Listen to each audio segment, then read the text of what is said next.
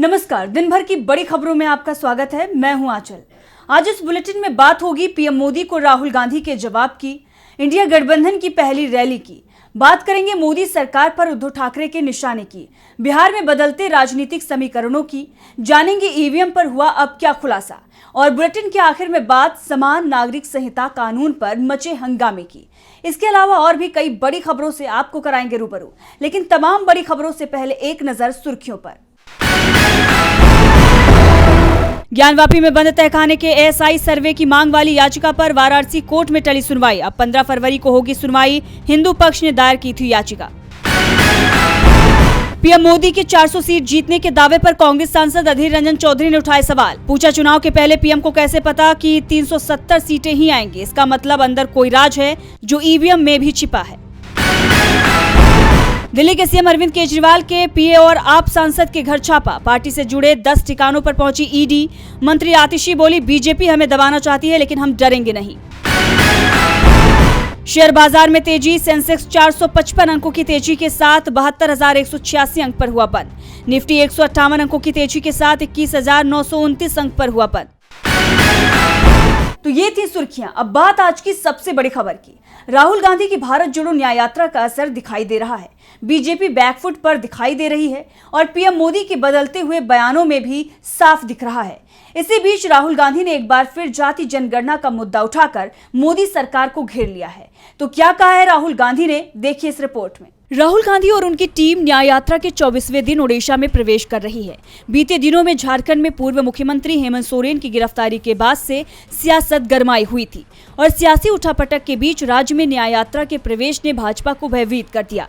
झारखंड में अपने सफर में इस यात्रा ने भाजपा के डर को काफी हद तक सही भी साबित किया। आज यानी 6 फरवरी को झारखंड में यात्रा का अंतिम दिन था। आज खूंटी के शहीद भगत सिंह चौक से राहुल गांधी ने अपनी यात्रा की शुरुआत की। गुमला के कंदरा बस स्टैंड पर दोपहर के ब्रेक के बाद कांग्रेस सांसद ने जनता को संबोधित किया। उन्होंने झारखंड में अपनी इस यात्रा का सार देते हुए महंगाई, युवाओं की बेरोजगारी, पीएसयूएस का निजीकरण, किसानों, श्रमिकों, आदिवासियों के साथ हो रहे अन्याय, जातिगत जनगणना और आरक्षण जैसे मुद्दों पर जनता को न्याय दिलाने का आश्वासन दिया। वहीं पीएम मोदी के लोकसभा में दिए बयान पर निशाना साधते हुए उन्होंने कहा कि पीएम मोदी खुद को ओबीसी कहते हैं। बीच में वो कंफ्यूज हो गए और फिर कहने लगे कि देश में सिर्फ 2 जातियां हैं, अमीर और गरीब। पहले वो तय कर लें कि उन्हें क्या बोलना है। देश में जातीय जनगणना करानी चाहिए। उन्होंने दावा किया कि केंद्र में कांग्रेस सरकार के गठन पर देश भर में जातीय जनगणना होगी। वहीं मीडिया से इंडिया गठबंधन पर बात करते हुए राहुल ने ममता बनर्जी को अभी भी गठबंधन का हिस्सा बताया। शाम में यात्रा में झारखंड के बांसजोड़ और ओडिशा के बिरमित्रपुर के बॉर्डर पर झारखंड के प्रदेश कांग्रेस कमेटी के अध्यक्ष ने ओडिशा प्रदेश कांग्रेस कमेटी अध्यक्ष को फ्लैग हैंड ओवर किया और पंपोश के रामपाल कवक पर यात्रा रात्रि विश्राम के लिए रुकी है। कल ओडिशा के 2 पश्चिमी जिलों सुंदरगढ़ और झारसुगुड़ा में लगभग 200 किलोमीटर की यात्रा की योजना है। झारखंड में भरपूर समर्थन हासिल करने के बाद ओडिशा में यात्रा कैसी होगी, ये देखना दिलचस्प होगा। भारत जोड़ो न्याय यात्रा से बीजेपी पहले से ही परेशान नजर आ रही है और अब इंडिया गठबंधन ने इस परेशानी को और भी बढ़ाने की तैयारी कर ली है। इंडिया की पहली संयुक्त रैली का ऐलान हो गया है। तो कब और कहां होगी इंडिया की पहली रैली, देखिए इस रिपोर्ट में।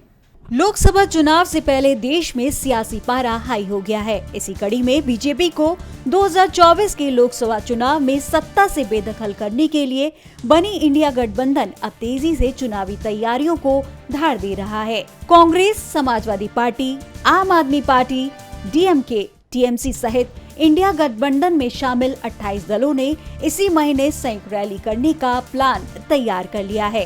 इंडिया गठबंधन में मुंबई में एक संयुक्त रैली आयोजित करने की तैयारी में है और जल्दी ही यह तारीख का ऐलान कर दिया जाएगा। वैसे ये तय हो चुका है कि रैली फरवरी में ही होगी। रैली को लेकर जल्दी ही इंडिया गठबंधन के नेताओं के बीच बैठक हो सकती है। मुंबई रैली के साथ ही दूसरी रैलियों का भी प्लान बनाया जा रहा है। दरअसल बीजेपी की अभी तक की कोशिशों के बावजूद भी इंडिया गठबंधन की मजबूती में कोई कमी नहीं आई है और जल्दी ही इंडिया में सीट बंटवारे का काम भी पूरा हो जाएगा। खास तौर पर महाराष्ट्र, बिहार और यूपी को लेकर इसी महीने सीट बंटवारे की तस्वीर साफ हो जाएगी, जिसके बाद रैली की तैयारियां तेज हो जाएंगी। इंडिया की रैली के ऐलान से बीजेपी की परेशानियां बढ़ती हुई दिखाई दे रही हैं। इंडिया गठबंधन ने बीजेपी के सामने मुश्किलें खड़ी कर दी हैं। बीजेपी के तमाम पैतरे फेल होते हुए नजर आ रहे हैं। झारखंड में महागठबंधन की सरकार पलटने की भाजपा की कोशिश फेल हो चुकी है और इसे लेकर उद्धव ठाकरे ने मोदी सरकार को घेर लिया है। सवाल किया है कि हर कोई नीतीश कुमार नहीं होता है। हेमंत सोरेन की गिरफ्तारी के बाद से झारखंड में सियासी बवाल जारी है। बीते दिन विधानसभा में चंपाई सोरेन की सरकार के फ्लोर टेस्ट में शामिल हुए पूर्व मुख्यमंत्री हेमंत सोरेन ने अपनी गिरफ्तारी को साजिश बताते हुए राजभवन पर भी इसमें शामिल होने का दावा किया था। इंडिया गठबंधन के तमाम दलों ने सोरेन की गिरफ्तारी पर सवाल उठाए थे और अब उद्धव ठाकरे ने भी इसे लेकर बीजेपी पर तीखा हमला किया है। सामना में उद्धव ने लिखा, मात्र 7 एकड़ जमीन के सौदे में मोदी शाह ने झारखंड के मुख्यमंत्री हेमंत सोरेन को ईडी के माध्यम से राजभवन में ही गिरफ्तार करवा दिया। केंद्र में बैठी मोदी सरकार को झारखंड में भी ऑपरेशन लोटस की उम्मीद थी। उन्हें लगा था कि वो झारखंड में भी पार्टी में फूट डालने में कामयाब हो जाएंगे और विधायकों को अपने पाले में कर लेंगे। बीजेपी को उम्मीद थी कि चंपाई सरकार अपना बहुमत साबित नहीं कर पाएगी, लेकिन मोदी सरकार अपने मंसूबों में कामयाब नहीं हो पाई। ठाकरे ने कहा कि आज के राजनीतिक माहौल में हर कोई नीतीश कुमार, अजित पवार या एकनाथ शिंदे नहीं होते, कुछ स्वाभिमानी हेमंत सोरेन भी होते हैं। सोरेन के गठबंधन के विधायकों ने अपना ईमान नहीं बेचा और मोदी शाह की भ्रष्ट राजनीति को झारखंड की आदिवासी जमीन पर फलने नहीं दिया। ठाकरे ने इस घटना को ऐतिहासिक बताते हुए कहा कि गिरफ्तारी के बीच कोर्ट की इजाजत से विधानसभा में पहुंचे सोरेन ने अपने तेवर मोदी शाह को दिखाए हैं। सोरेन झुके नहीं, इसीलिए गिरफ्तार हो गए। सोरेन लड़ने को तैयार हैं, तो बिहार के सीएम नीतीश कुमार दबाव में पलटी मार गए हैं। लेकिन इस बार नीतीश कुमार बड़े संकट में फंसते हुए नजर आ रहे हैं। जीतन राम मांझी ने एक बार फिर से एक ऐसा बयान दे दिया है जिससे एनडीए सरकार मुश्किल में नजर आ रही है। बिहार में नई सरकार का गठन हो गया है।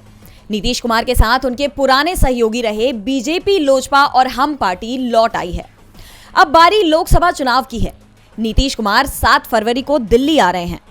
वो पीएम मोदी, गृह मंत्री अमित शाह और बीजेपी अध्यक्ष जेपी नड्डा से मुलाकात भी कर सकते हैं।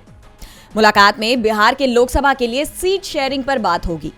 लेकिन इस मुलाकात से पहले चिराग पासवान और जीतन राम मांझी ने नीतीश कुमार की टेंशन बढ़ा दी है। आपको बता दें, चिराग पासवान की पार्टी लोजपा ने बिहार की 11 लोकसभा सीटों के लिए अपने प्रभारियों का ऐलान किया है।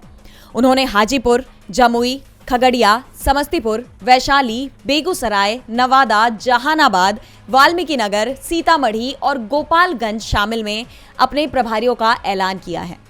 तो दूसरी तरफ बेटे को अच्छा मंत्रालय नहीं मिलने के चलते जीतन राम मांझी नाराज चल रहे हैं। मांझी की नाराजगी की खबरों के बीच अब ये कयास लगाया जा रहा है कि क्या फ्लोर टेस्ट में मांझी खेला कर सकते हैं। सवाल ये भी है कि अगर मांझी खेला करते हैं तो एनडीए के गणित पर इसका क्या फर्क पड़ेगा। बिहार विधानसभा 243 सदस्यों की है और सरकार बनाने के लिए बहुमत का आंकड़ा 122 है। नई सरकार में इस समय बीजेपी के 75, जेडीयू के 15, हम के 4 और 1 निर्दलीय सदस्य शामिल हैं। यानी एनडीए में इस समय 128 सदस्य हैं। जीतन राम मांझी के समर्थन को अगर हम हटा भी दें तो भी एनडीए के पास 124 सदस्यों का समर्थन रहेगा। नीतीश कुमार फ्लोर टेस्ट में पास होंगे या नहीं, इस पर पूर्व डिप्टी सीएम तेजस्वी यादव ने बीते दिनों में सवाल उठाया था। उन्होंने ये दावा किया था कि फ्लोर टेस्ट में खेला होगा। बिहार में होने वाले फ्लोर टेस्ट में नीतीश कुमार के करीबी ने भी खेला होने का दावा किया है। अशोक चौधरी ने कहा है कि खेला तो होगा, लेकिन किसके पक्ष में और क्या होगा ये तो आने वाला वक्त बताएगा। तो वहीं कांग्रेस ने विधायकों की खरीद फरोख्त के डर से 19 में से 16 विधायकों को तेलंगाना में शिफ्ट कर दिया है। हालांकि कांग्रेस विधायक सिद्धार्थ सौरभ ने यह दावा किया है कि कांग्रेस एकजुट है, टूटेगी नहीं, इसलिए अटकलें ना लगाएं। अब देखना दिलचस्प होगा कि जीतन राम मांझी और चिराग पासवान नीतीश कुमार के लिए क्या जाल बिछाते हैं और नीतीश इस जाल से कैसे सुरक्षित बाहर निकलते हैं। अब मांझी ने नीतीश की नींद उड़ा रखी है, तो ईवीएम को लेकर रोज हो रहे खुलासे ने बीजेपी के साथ ही चुनाव आयोग की भी नींद उड़ा दी है। कांग्रेस सांसद दिग्विजय सिंह ने पहले संसद में ईवीएम को लेकर मामला उठाया, उसके बाद इसे लेकर बड़ा खुलासा किया है। तो क्या कहा है दिग्विजय सिंह ने, देखिए ये रिपोर्ट। ईवीएम के मुद्दे पर लंबे समय से विवाद चल रहा है। विपक्ष का आरोप है कि ईवीएम के माध्यम से वोटों में हेराफेरी हो रही है, मतदान निष्पक्ष नहीं हो रहे। विपक्ष का तो ये तक कहना है कि केंद्र सरकार ईवीएम की बदौलत ही सत्ता में बरकरार है। अगर ईवीएम की जगह बैलेट पेपर से चुनाव कराए जाते हैं तो मोदी सरकार की लोकप्रियता की हकीकत सबके सामने आ जाएगी।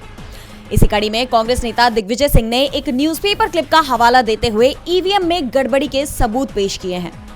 इस क्लिप में बताया गया है कि गोवा में हुए ईवीएम की मॉक ड्रिल में मशीन में खराबी सामने आई है, जिसके बाद चुनाव अफसर ने मशीन बदलने के आदेश दिए हैं। पेपर के इस क्लिप का हवाला देते हुए कांग्रेस नेता ने अपने सोशल मीडिया पर ट्वीट करते हुए लिखा, क्या कारण है कि जब भी ईवीएम में कोई गड़बड़ी पकड़ी जाती है वह हमेशा भाजपा के पक्ष में ही क्यों जाती है? यही तो भाजपा व चुनाव आयोग का ईवीएम प्रेम है। दिग्विजय सिंह ने इस क्लिप को भी साझा किया है, जिसमें बताया गया है कि कैसे ईवीएम के मॉक टेस्ट के दौरान भाजपा को मिले 9 वोट 17 में बदल गए, तो वहीं कांग्रेस के 9 ही रहे और आपके 9 से घटकर 8 निकले। तो वहीं अन्य पार्टियों के वोटों की संख्या में भी गड़बड़ी पाई गई। जहां विपक्षी दलों के वोट घट गए तो वहीं भाजपा के वोट दोगुने हो गए। और इसी तथ्य पर दिग्विजय ने एक बार फिर ईवीएम को लोकतंत्र के लिए घातक बताया है। इसके पहले भी कांग्रेस नेता ने ईवीएम में गड़बड़ी के आरोपों की पुष्टि करने के लिए डमी ईवीएम मशीन की कार्यप्रणाली दिखाते हुए मशीन में किए जा रहे घोटाले को मीडिया के सामने लाकर रख दिया। केंद्र सरकार ने हालांकि इस पर अब तक कोई प्रतिक्रिया नहीं दी है, लेकिन चुनाव जैसे जैसे नजदीक आ रहे हैं, ईवीएम हटाओ लोकतंत्र बचाओ का नारा और भी मजबूत होता जा रहा है। अब मोदी सरकार अपने इस बार 400 पार के नारे को ईवीएम की मदद से पूरा करती है या निष्पक्ष चुनाव सुनिश्चित करने की दिशा में कदम उठाती है, ये देखने वाली बात होगी। ईवीएम पर सवाल हैं तो सवाल मोदी सरकार के वादों पर भी उठ रहे हैं। किसानों ने जब कृषि कानून के खिलाफ आंदोलन किया था तो आंदोलन समाप्त करने के लिए मोदी सरकार ने कई वादे किए थे, लेकिन अब सरकार ने ये वादे पूरे नहीं किए। ऐसे में किसानों ने फिर दिल्ली घेरने की तैयारी कर ली है। तो क्या है किसानों का प्लान, देखिए इस रिपोर्ट में। किसान एक बार फिर दिल्ली कूच करने वाले हैं। किसान नेताओं ने कहा कि एमएसपी की गारंटी के लिए कानून बनाने समेत कई अन्य मांगों को लेकर मोदी सरकार पर दबाव बनाने के लिए किसान 13 फरवरी को दिल्ली तक मार्च करेंगे। संयुक्त किसान मोर्चा के नेता जगजीत सिंह डल्लेवाल ने दावा किया है कि देश भर से 200 से अधिक किसान संगठन दिल्ली चलो मार्च में हिस्सा लेंगे। ये संगठन संयुक्त किसान मोर्चा और किसान मजदूर मोर्चा का हिस्सा है। डल्लेवाल ने चंडीगढ़ में मीडिया से बात करते हुए आरोप लगाया है कि जब किसानों ने अब रद्द किए जा चुके 3 कृषि कानूनों के खिलाफ विरोध प्रदर्शन किया था, तब केंद्र ने न्यूनतम समर्थन मूल्य एमएसपी को कानूनी गारंटी देने का वादा किया था, लेकिन कॉर्पोरेट क्षेत्र के दबाव के कारण सरकार अपना वादा पूरा नहीं कर रही है। मार्च की तैयारियां चल रही हैं। किसान कई जगहों पर ट्रैक्टर रैलियां निकाल रहे हैं। इस बार केवल पंजाब से ही नहीं, हरियाणा समेत अन्य राज्यों के किसान मार्च में हिस्सा लेंगे। डल्लेवाल ने बताया कि किसान शंभू, खनौरी और डबवाली बॉर्डर से दिल्ली की ओर जाएंगे। वहीं किसान मजदूर संघर्ष समिति के महासचिव सरवन सिंह पंधेर ने कहा कि एमएसपी के लिए कानूनी गारंटी के अलावा किसान स्वामीनाथन आयोग की सिफारिशों को लागू करने, किसानों और खेत मजदूरों के लिए पेंशन, कृषि कर्ज माफी, पुलिस मामलों को वापस लेने और लखीमपुर खीरी मामले के पीड़ितों के लिए न्याय की भी मांग कर रहे हैं। और बुलेटिन के आखिर में बात समान नागरिक संहिता की। लोकसभा चुनाव से पहले एक बार फिर यूसीसी का मुद्दा गर्मा गया है, जहां एक तरफ उत्तराखंड विधानसभा में मंगलवार को मुख्यमंत्री पुष्कर सिंह धामी ने समान नागरिक संहिता कानून यानी यूसीसी का ड्राफ्ट पेश किया है, तो वहीं दूसरी तरफ इसे लेकर राज्य की सियासत गरमाई हुई है, जिससे बीजेपी सरकार की मुश्किलें बढ़ती हुई नजर आ रही हैं। तो क्या है पूरी खबर, देखते हैं इस रिपोर्ट में। उत्तराखंड विधानसभा में सीएम पुष्कर सिंह धामी ने समान नागरिक संहिता कानून यूसीसी का ड्राफ्ट पेश कर दिया। उन्होंने दावा किया कि बिल में सभी धर्मों का सम्मान किया गया है, लेकिन इस बिल को लेकर पूरे देश की सियासत गर्मा गई है। अलग अलग दलों के नेता इस पर प्रतिक्रिया दे रहे हैं। इसी बीच समाजवादी पार्टी के सांसद एसटी डॉक्टर सैयद तुफैल हसन ने भी बड़ा बयान दे दिया है। उनका कहना है कि आगामी लोकसभा चुनाव में ध्रुवीकरण के लिए यूसीसी लाया जा रहा है, तो हम इसका विरोध करेंगे, यूसीसी कानून का नहीं। वहीं all India Muslim personal law board के कार्यकारी सदस्य मौलाना खालिद रशीद फरंगी महली ने भी कहा कि अगर आप किसी समुदाय को इस यूसीसी से छूट देते हैं तो इसे एक समान संहिता कैसे कहा जा सकता है। ऐसे किसी समान नागरिक संहिता की कोई आवश्यकता नहीं थी। हमारी टीम मसौदों को देख रही है, उसके बाद आगे की कार्रवाई तय की जाएगी। जबकि राज्य विधानसभा में यूसीसी बिल पेश होने पर उत्तराखंड के पूर्व सीएम हरीश रावत ने भी कहा कि अगर राज्य सरकार समान नागरिक संहिता के नाम पर शासक वर्ग के लिए दूसरे समुदाय की परंपराओं में हस्तक्षेप करने के लिए कानून लाती है तो क्या ये वैमनस्य नहीं होगा।